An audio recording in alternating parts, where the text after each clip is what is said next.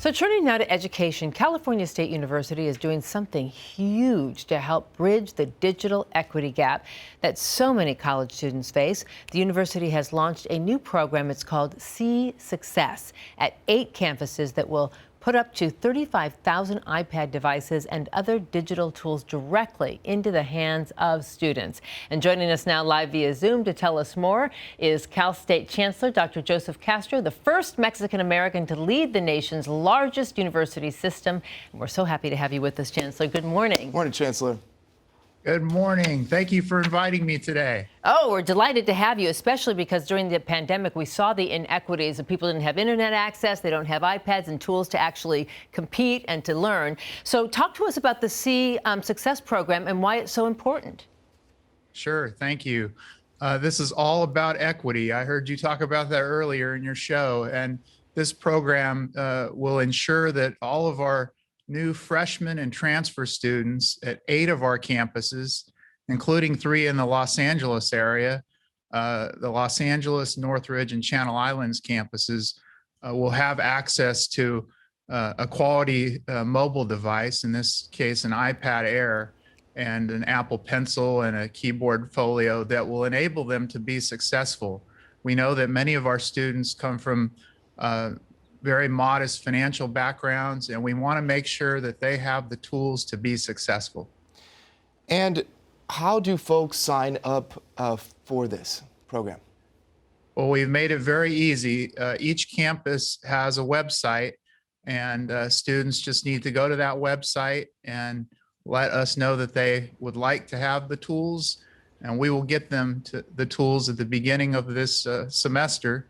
And they'll be able to have it free of charge for the entire time that they're a student in the CSU. That's easy. I mean, if you don't take advantage of that, not only come on now. It's game-changing for so many students. We take it for granted. Everybody can have an iPad. No, not the case. And we learned that this past year and a half. All right, so right now the CSUCCESS program is on 8 campuses. But do you see this expanding? And could you see also offering other tools to help students succeed? Absolutely. My hope is that it will expand to all of our 23 campuses over time. These were the first 8 to volunteer to be part of this. And my hope is that over time, all of our up to 500,000 students will be able to participate in this program if they need it. And then we'll look at other tools that might help them, as well as additional tools that will help our faculty.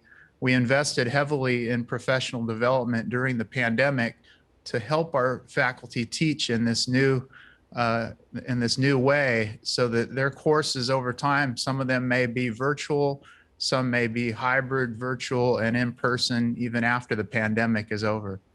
And I know that you have been so personally involved in the development of this program, Chancellor, because it also tugs at your heartstrings just a little bit. It really does. And I was president at the Fresno State campus for the last 7.5 years before I came to be chancellor. And I know the digital divide was very apparent there in the San Joaquin Valley. So we launched a similar program back in 2014, and about 18,000 of those students there were participating. And I saw it firsthand transform the opportunities for our students. And I think it's going to do the same thing for our students statewide. So I'm very excited about it. As a first generation college student myself, struggled financially. I get it. And I want to make sure that we remove barriers for our talented students. Oh, it's so great to hear you say that. It's all about equity, and access, and education is a key cornerstone to making sure our young people, especially in communities of color, have an opportunity to access that dream. In reference to the fall, I mean, we're talking about, cases rising here in Los Angeles and across the nation. Do you see having to go back to a hybrid model more than you thought you would in the fall? Or do you see even the possibility of a shutdown if cases continue to rise? It's a very good question, and we've been planning since last December to have a majority of our courses in person. I still think that that's possible. However, we've learned a lot during this pandemic that you can't predict from week to week sometimes, and we'll be ready to pivot if we need to.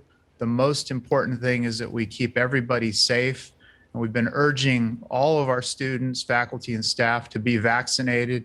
And that's the surest way possible to protect everyone involved. And we'll follow that, as well as the educational success of our students. Those are our two North Stars. And ours as well.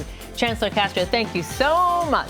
Thank you, We'll be Chancellor. back. Thank you. Thank you. Go Hornets.